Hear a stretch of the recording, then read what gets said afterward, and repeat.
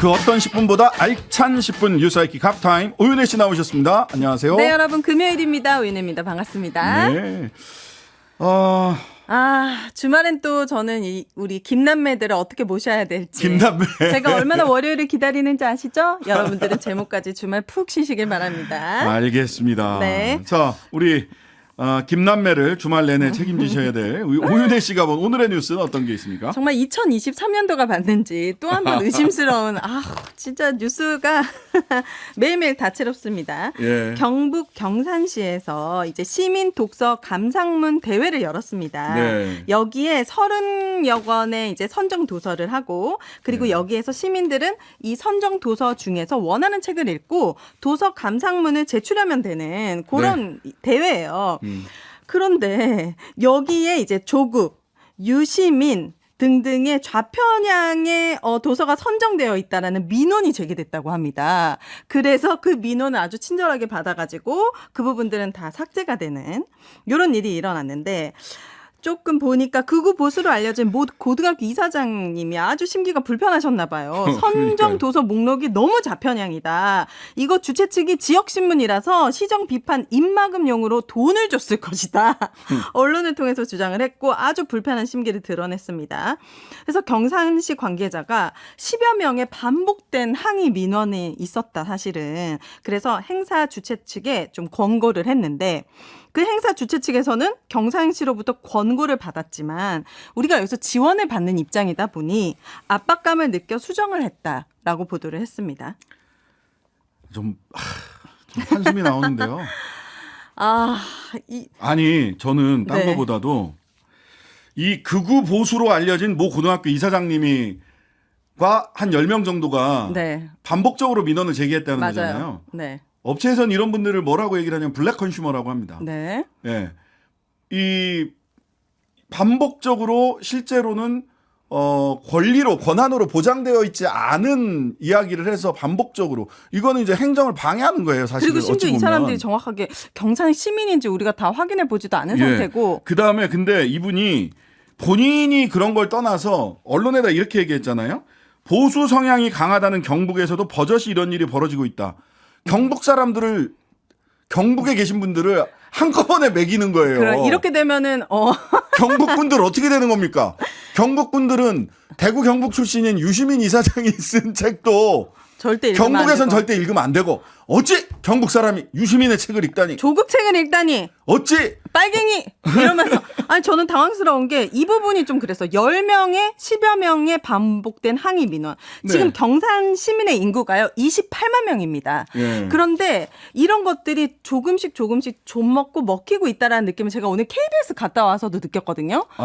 그 정문을 몇백 개의 화환으로 둘러싸 근조화환으로 네. 둘러싸져 있는데 뭐 축 사망 민노총 방송국 KBS 축 사망 간첩단 윤석열 대통령을 지켜야 된다 등등 극우들의 성지가 됐어요. 축 사망? 네, 축 사망 민노총 해가면서 물론 비유적인 의미겠지만 네. 이거는 옛날에 빨갱이는 죽여도 돼 이런 발상과 크게 다르지 않거든요.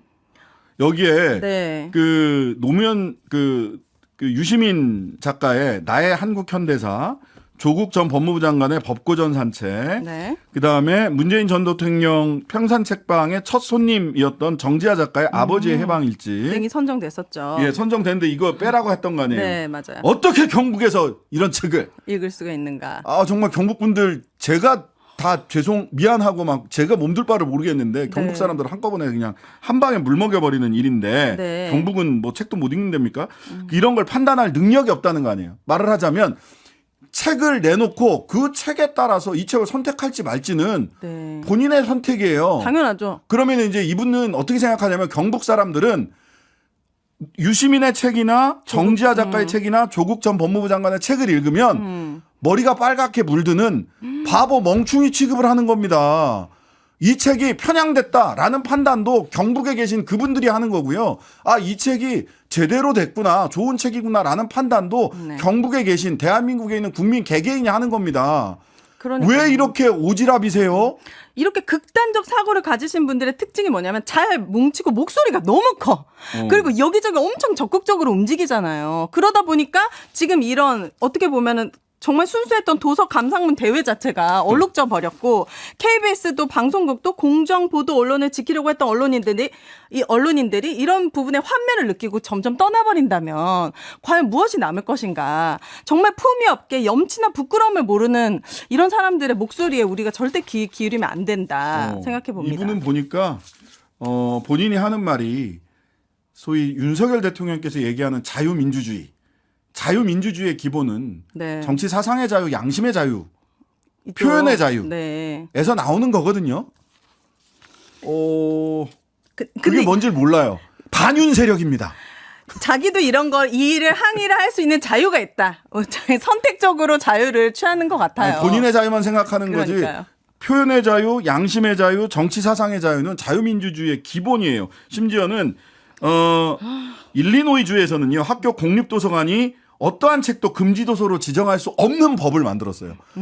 어떤 책이든 공립도서관, 학교 네. 도서관에는 책이 들어와야 되고 그 네. 책을 읽고 판단하는 것은 각자의 mov시다. 그건 당연한 거 아닙니까? 지금 조선시대도 아니고요. 자꾸 그 윤석열차 이후로부터 자꾸 이렇게 문화, 그러니까 책 출판 관련해서 집회. 이런 일들이 일어나는데, 어떤 선에서 딱 막아줬으면 좋겠습니다. 무슨 진짜 요즘 말로 쌍팔년도도 옛날 말로 쌍팔년도도 아니고 말입니다. 이거는 단기입니다. 단기로 했을 때 4,388년인가 요걸 얘기를 하는 거예요.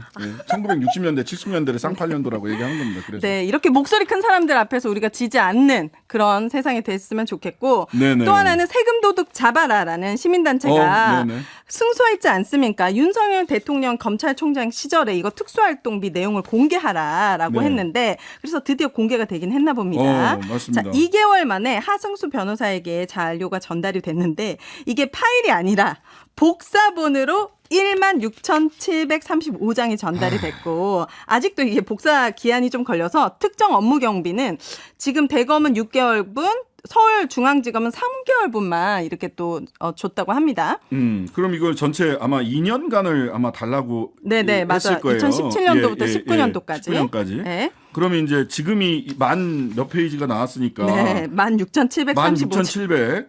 근데 네. 2년치인데 3개월치가 16,000페이지면 네. 앞으로 이거 뭐 몇 배가 더 나와야 된다는 거잖아요. 보통 이렇게 자료를 줄 때 이런 식으로 줍니까? 아니 원래 이렇게 몰라가지고. 주기도 하는데요. 네. 근데 정보공개법에는 공공기관은 전자적 형태로 보유 관리하는 정보에 대하여 청구인이 전자적 형태로 공개해 줄 것을 요청하는 경우, 즉 파일로 달라. 네, 그렇게 라고 할 요청했으면 경우 그 네. 정보의 성질상 현저히 곤란한 경우를 제외하고는 청구인의 요청에 따라야 된다. 즉 원칙적으로 파일로 주세요. 그럼 파일로 줘야 되는 거예요. 파일로 달라고 요청했습니까? 파일로 달라고 요청했어요. 근데 파일로 달라고 요청을 하니까 네. 안 됩니다. 와서 복사해 가세요. 아, 그랬군요. 라고 이거, 해서 3개월치만 복사를 한 거예요. 이거 약간 뒤끝 느껴져요. 뒤끝 장면? 잔돈 10원짜리로 다 바꿔가지고 줬던 전래동화 있거든요. 아, 그런 거 원래 있어요. 그런 네. 방법이 있습니다. 사람을 골탕 먹는 네. 방법 중에 하나가 그런 있는데. 느낌이 아닌가 싶습니다. 근데 저는 이 과정에서 말을 하자면 1심 재판부에서 이런 판단을 했단 말이에요. 수사 과정에서 소요되는 경비를 공개한다고 해서 곧바로 구체적인 수사 활동이 기밀이 유출된다고 보기 어렵다. 왜냐하면 이거 어디서 경비 지출했는지를 알려주면 그 식당이 피해를 보고 네. 수사 맞아요. 과정에서 기밀 유지가 요구되는 정보나 사건 수사에 네. 기밀이 유출된다. 많은 국민들의 질문은 그거였습니다. 아주 상식적인 질문이에요. 아니 검사들이 어느 식당에서 밥 먹었는지가 수사 기밀이냐. 어느 식당에서 밥 먹었는지를 알게 되면 네. 수사에 기밀 유지가 요구되는 정보나 사건 수사가 방해받느냐. 그렇습니까? 맛집 공유해달라는 거 아니잖아요. 거기서 뭐 했는지, 뭐 때문에 거기 가서 그 돈을 썼는지, 그게 필요했는지를 얘기하는 거잖아요. 근데, 그렇죠. 그게 왜 필요했는지. 네. 아니, 그러고 그 집에 가서 누구를 만나서 어떤 수사를 했느냐. 네. 이거는 정보공개 대상이 아니에요. 기밀은 유지시켜 주는 거예요. 네. 근데 이게 쓸데없는데 돈이 국민들의 혈세가 쓰였는지를 봐야 되니까. 네. 뭐 너무 비싼데 매우 자주 간다라든지 누구네 집 옆에 식당에 자주 간다든지 네. 또는 그냥 식당에만 돈을 쓴 게 아니라 현금으로 누구한테 돈을 줬다든지 돈 봉투를 줬다든지 네.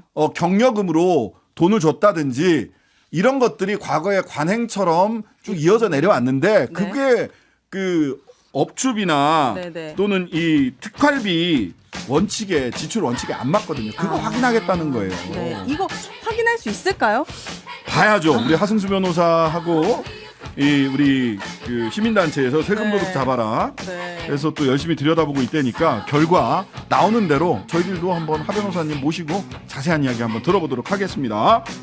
자, 오늘의 하프타임은 여기까지. 감사합니다. 좋은 주말 보내세요. 네, 감사합니다. 실제 보신 적 있으세요? 떨어진 바위로 인해 많은 곳이었습니다. MBC 뉴스 성지영입니다.